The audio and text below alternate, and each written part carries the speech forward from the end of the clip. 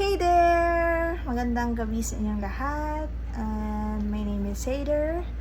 For today's video, we are going to try my newfound Glory, I hope. So, nabili ko siya sa Lazada noong 11/11. This is what we called Philips Epilator. So, how it works. So, napanood ko lang siya. And naghahanap kasi ako ng best way and easy way, not time consuming, wala nang madaming hanash na hair remover, and this is what I found out. So, nakita ko naman na mukhang nag-works naman sa isang nag-review ng product. So, I'm gonna try today and see how it works sa akin. So, dati kasi I've tried shaving my hair sa kilikili, nagpa-wax na din ako.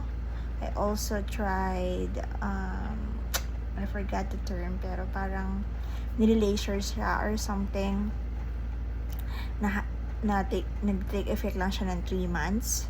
So if you know what that call is, you can comment below. But yeah, sobrang, tas bumili na ako ng wax ngayon, tapos pinapainit ko siya. Sobrang minsan nakakatamad gawin kasi dahil pang preparation, 'di ba? Papainit mo pa siya, tapos papalamigin mo pa siya, i-check mo pa kung mapapasok yung kilikili mo. So, ang daming ganap sa buhay. Eh, 'di ba? So, sobrang busy ng mga tao ngayon. Tapos, syempre, pag nagmamadali ka at may pupuntahan ka, gagawin mo pa yung mga step na yon. So, nung nakita ko to, sabi ko, sige, matry ko nga. Medyo may kamahalan siya. Pero, kung masusulit mo naman yung gamit, why not, diba? And nabili ko siya nung 11/11. So, i-share ko sa siya yung link. Syempre, so check nyo na lang yung link. Magkano ba siya nabili? Nabili ko siya for 2,000 something plus. Plus, mayroon siyang free hair color na rin. So far, this is how it looks sa unang tingin. So, meron siyang mga adjustable. 1, 2. So, let's try 1. And then 2. Alright. Ayan. Ngipin niya. Alright. So, buksan natin. Kasi nabubuksan ito eh. See?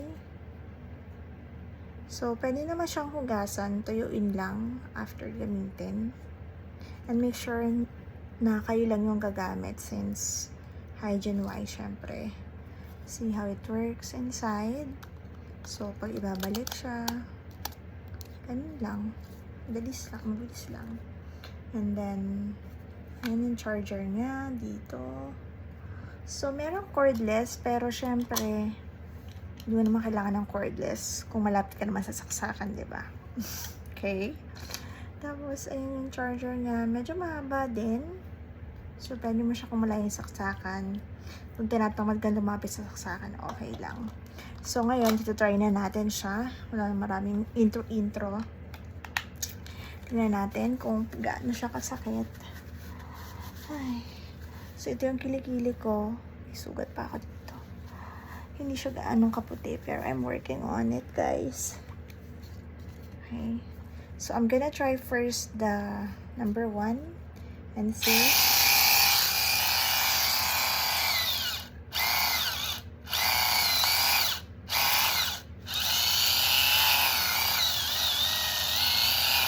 Number 2 na pala to kasi hindi na kaya yung number 1. Okay, ni-stop muna natin. Tingnan natin kung gaano kadami. Ayan guys, sobrang dami ng buhok na natanggal. And take note, pag-check ko sa mga buhok, kasama yung roots niya. So this is good. We're finally, medyo nakakausad na po tayo. Okay.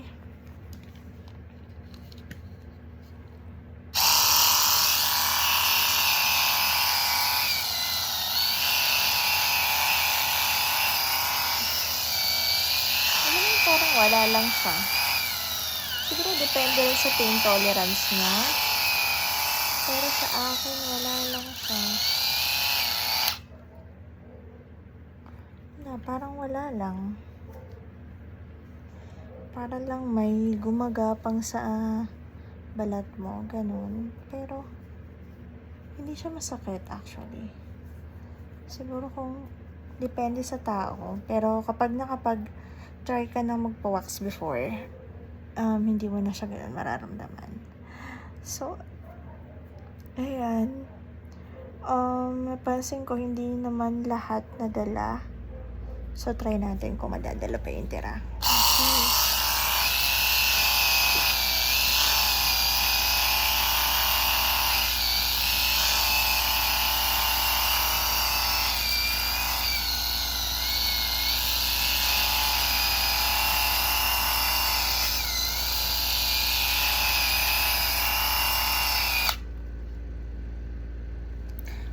Okay, I guess we are done.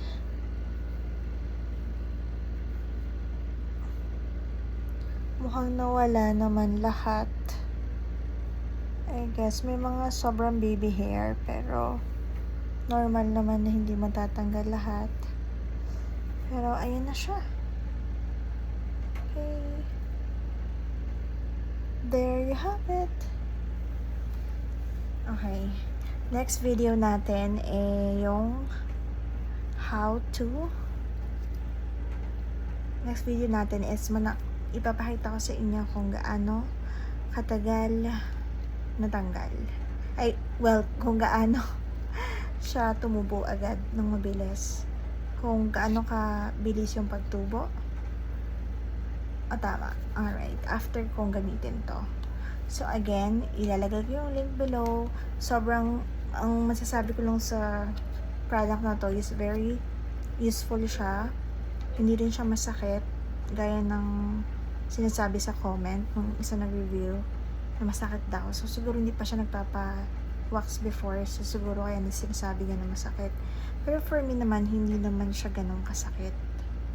Well, parang wala. Kasi sanay na ako na nagwa-wax. So yun. Tsaka ang maganda sa kanya, parang kaya mo siyang ma-adjust yung sakit. I mean yung pag-flow sa kilikili mo, ay makakontrol mo since hawak mo yung item. Unlike sa wax na parang andyan na. So kailangan mo na hugutin lahat, 'di ba? So yun.